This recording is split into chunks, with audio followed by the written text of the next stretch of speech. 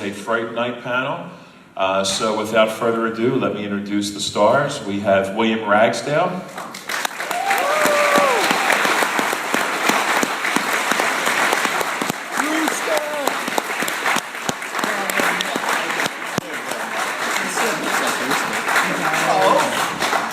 Next up, we have Stephen Geoffreys.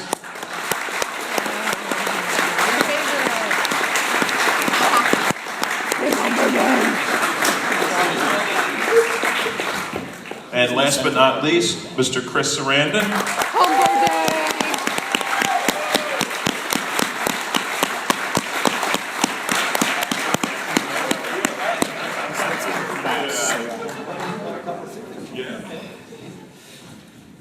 Hello. Hi, everybody. Hi, guys.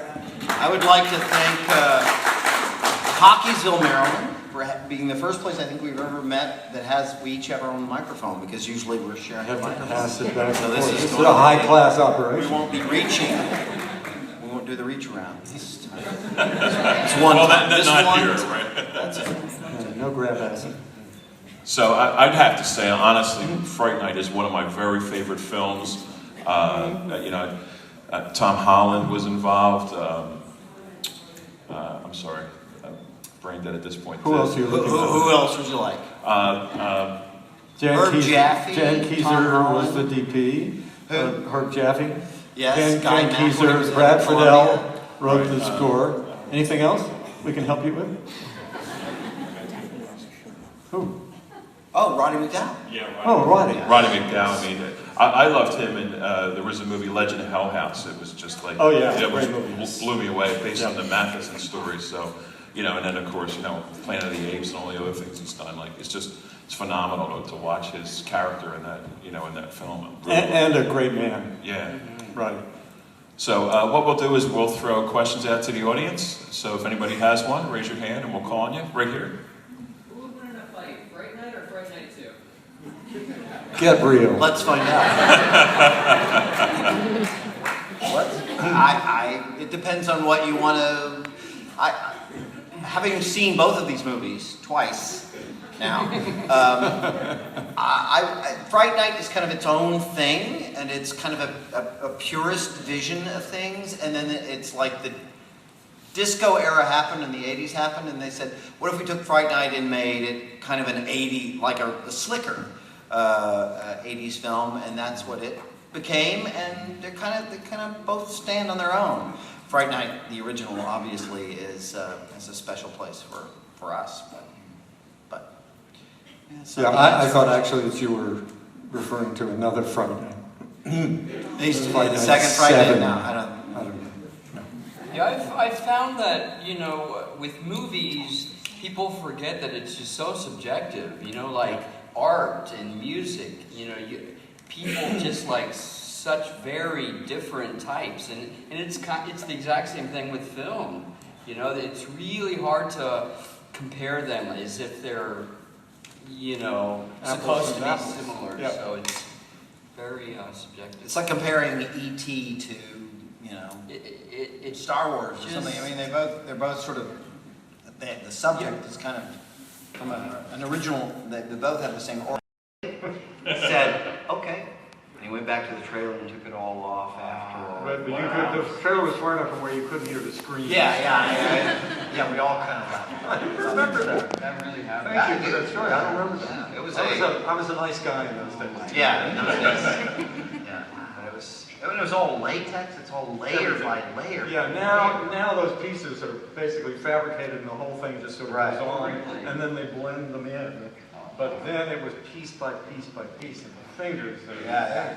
I mean, it got to the point where I got so bored after like 3 hours, I asked them to let me help. So I would help put the makeup on my hands just to give me something to do. Otherwise, I was going to strangle Kenny Diaz.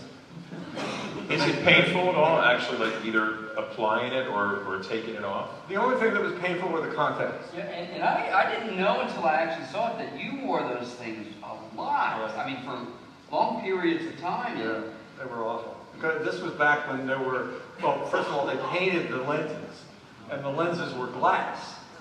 So there was glass in your eye, plus paint on top of the glass. You could only wear them for like 15 to 20 minutes, and there was an optometrist on the set, just to make sure that everything was okay, and then you'd have to take them out for a few hours to let your eyes rest. What was his name? Dr. like Stein or something? Dr. Feelgood. Frankenstein. No, he did Michael Jackson's for the werewolf. Sumner. Same guy. Same thriller guy. Yeah. Wow. Okay, who else had a question? Oh, come on. Right here? I have questions. Was the neighborhood that Jerry and Charlie lived in, was that a studio backlot or was it an actual Backlot. backlot? Disney. Ironically, Disney. Ironically. It was the Son of Flubber, I think, set that we had talked about. And, yeah, and now it's all offices because they have more lawyers than creative people. They built Yeah. Yeah. There was a question over here.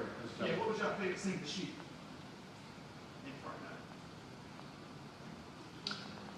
What was the what? The favorite scene. I would say. I would say that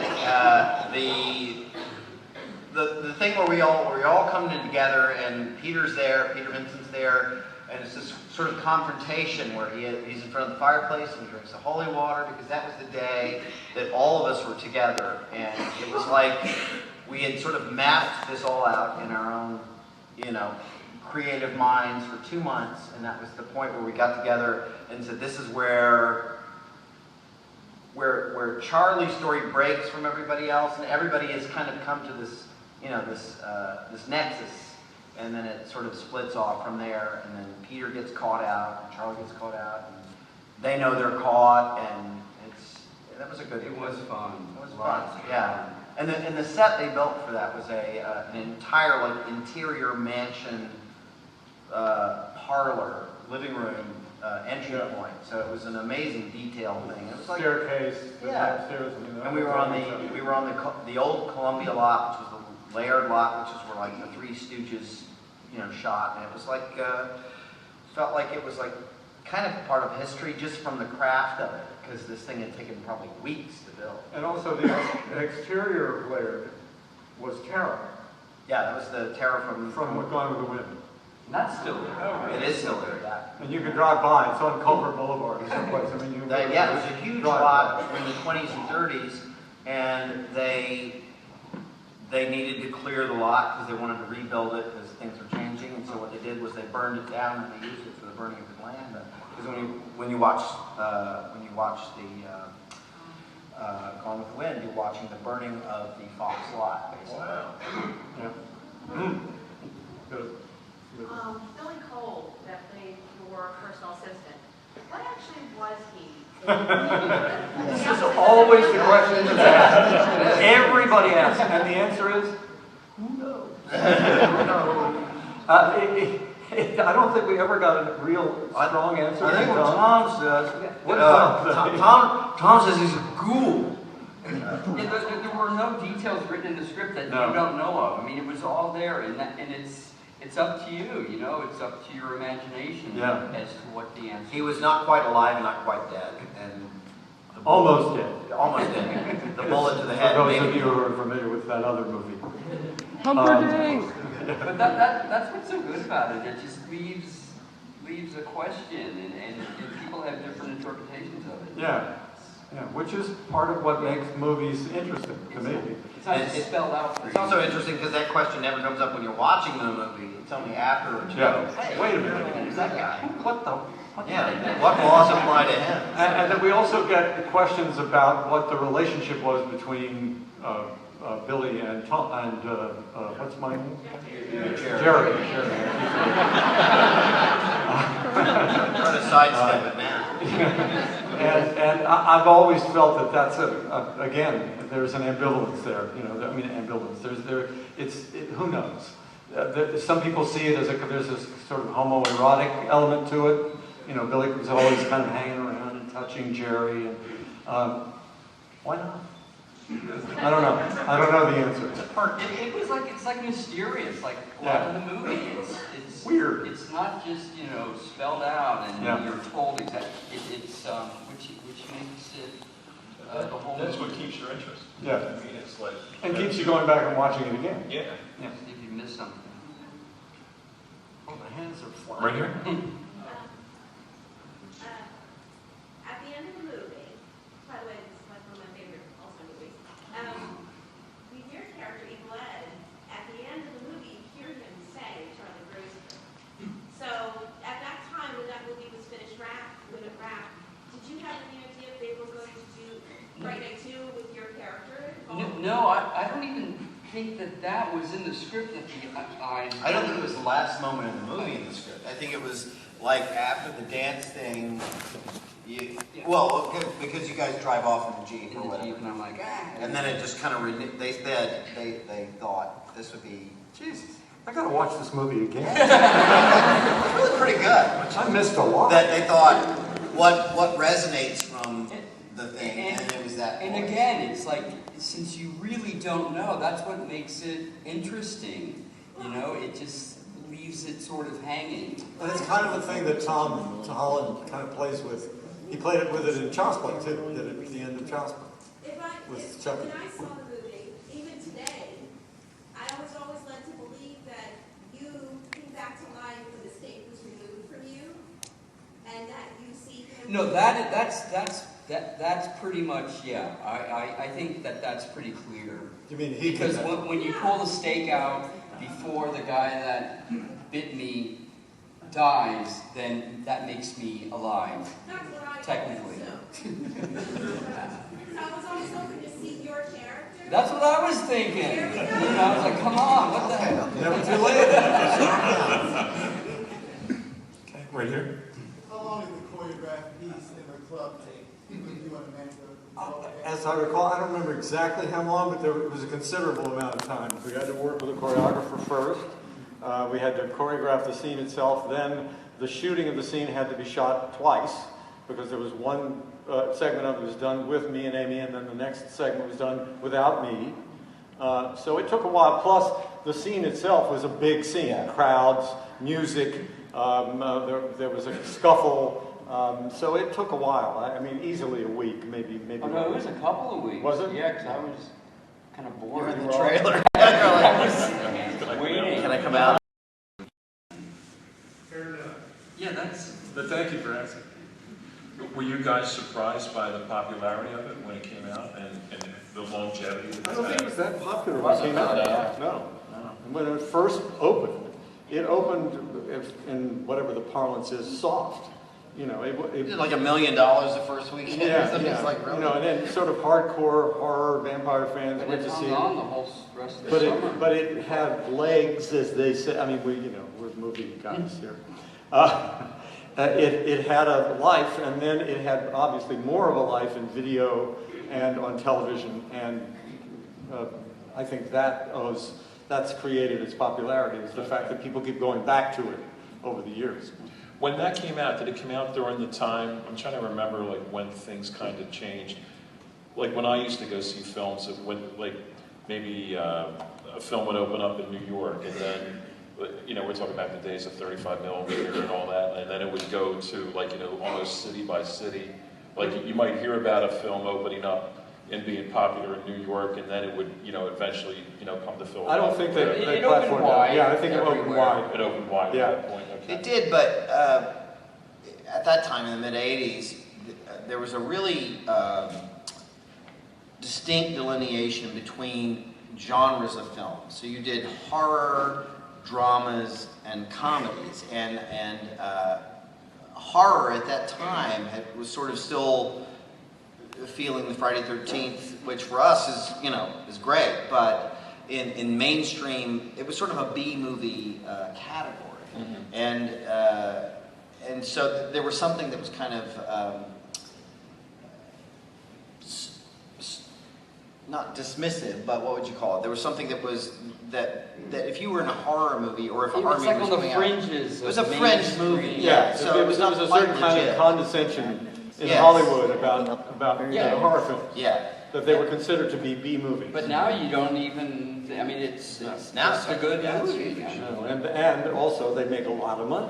Yeah. Yeah. And so they're... And honestly, throughout history, horror films have saved it. I mean, Universal's been Right. saved I don't know how many times. It was on the brink of, bankruptcy when they re-released like Dracula and Frankenstein in like 43, and it was, they double billed them together. It was still the days of, double features. Yeah. And that saved Universal at that point. And then I forget what it was afterwards. Was it Jaws, I think, that saved Universal again? Probably. Yeah. It's all through, history, kind of like horror films kind of get looked down upon, but yet that they're the ones that, eventually wind up, reviving the studio. Because fear is not seen as drama. It's an emotion, but it's not necessarily assigned as a drama thing. And so I think that there's a hierarchy of tone, the dramas and then comedies and then. And one of the unique things about this movie, I think, and one of the reasons why it's lasted as long as it has, is because in a way, even though it is a horror movie, quote unquote, it's also it crosses genres. Yeah. There's comedy in it. There's romance in it. And it's also, in some ways, quite moving.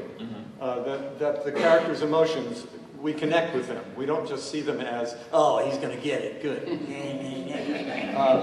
And so I think that's one of the reasons why. And also, it was at a time when it came out when vampire movies particularly were the sources of parodies. Love at First Bite had come out. There were a number of movies that had come out in which the genre was being made fun of. And Tom felt very strongly, he was a big fan of everything from Nosferatu all the way through the Dracula films, all the way through, that there was a way to revive them that was contemporary, that didn't necessarily try to play on the nostalgia for the genre on the one hand, but at the same time reveled in it, and also added some comedic elements and made it a modern movie. Made it a movie really of its time. Of its ages, yeah. And so and I use this phrase often, it didn't make fun of the genres, but it had fun with them, which is a big difference, because the actors in the movie are not commenting on what they're doing. They're not making fun of themselves or the genre. Yeah, there's a very sincere sort of through line through the movie. Yeah, and Tom was great at making sure you stayed there, at least for me. Yes, to take it seriously, because he did. Okay. Who else had a question? Right over here. Yeah, Chris, how was it doing the cameo in the Friday Night remake? It was fun. It was great. Yeah, they sent me the script and asked if I wanted to do something and said, yeah, I want to play that part, where Jerry gets consumed by Jerry, which is kind of poetic justice in a way. Closure. Yeah, closure. Right, closure. Okay. You Right got a bunch here. over here. Stephen, did you and Amanda realize you had the part on Friday night when you were making paternity vacation? Yeah. I think I received the script first, and she got hers pretty much, a week. When you or two approved later. her later? Yeah. Well, yeah. Actually, I think I was cast before she was. They were having more trouble casting the part of Amy. And wisely they picked Amanda. I think there was one gal that I screen tested with. He was, what was it like working for him as a director? Or how was he as a director to you? By the way, he's listening. Yeah, he's in the next room. I just, I look at what role I have to play, and then I totally entrust everything to the director, which was him, and it's the same with every movie, and every director has a sort of a different style, but it was great. I mean, he definitely lets you know what he wants. He just kind of never stops talking. Yeah, we know. But it was a blast, and the guy that did the makeup, Kevin Yeager, I guess he's the one that did the original Freddy makeup. And again, working with artists like that makes the process, which is pretty uncomfortable, it makes it a lot more bearable, because they're so talented, and you see the imagination and the artistic effects that they're having on you, and you're sharing in that. So it makes, it makes it a little more bearable to work with special effects guys like him and Steve Johnson and Richard Edlund. Do you feel any more pressure, like being like in that film you were the lead character, for the most part? Like, is it a different approach, like when you feel like, the focus is on you? Or? You just have a few more lines to memorize, and it's just you just make sure you get a good night's sleep, and you know your lines, and You don't run into the furniture? Yeah, Yeah, more day, you just work it more day. It's not really that different, and thank God both he and Tom were just terrific directors. Okay. Right here. I was just going to ask what y'all thought about the remake. I mean, I know you don't. You're talking about the recent. The one that already. Yeah, no, Personally, I think some films should not be remade. What they films are all, you thinking about when you say that? they all, having been there, okay, so having been on that set, I know that they were all tremendously, all of them were big fans of the original. Colin Farrell was very nervous about doing the role again because he'd watched Fright Night 50 or 60 times when he was a kid. He loved the movie. He came to my trailer when I arrived and brought me up an amazing bottle of wine and a box set of the Carl Dreyer Vampire, and I couldn't have been, was so just, thrilled that I was around, and, we hung and talked a lot. So my perceptions are colored by the fact that they were all very respectful of the original and loved it. And also, they all talked about the fact that they weren't trying to remake it. They were trying to reimagine it in a contemporary way. And in that respect, I thought they did okay. Nothing is ever the same as an original, especially if it's something that you hold dear to your, But I thought they did a decent job. And they paid me well. Brandon? Were William and Steve, were either of you approached to be in the remake as well, or no? No. Even not as your own character? No, I was waiting by the phone, and didn't happen. I was not approached, but my manager, who kind of keeps his fingers on things, knew of it, and he sent me the script to read, and I actually liked the script a lot because it was for what we had brought in terms of innocence and kind of rejuvenation.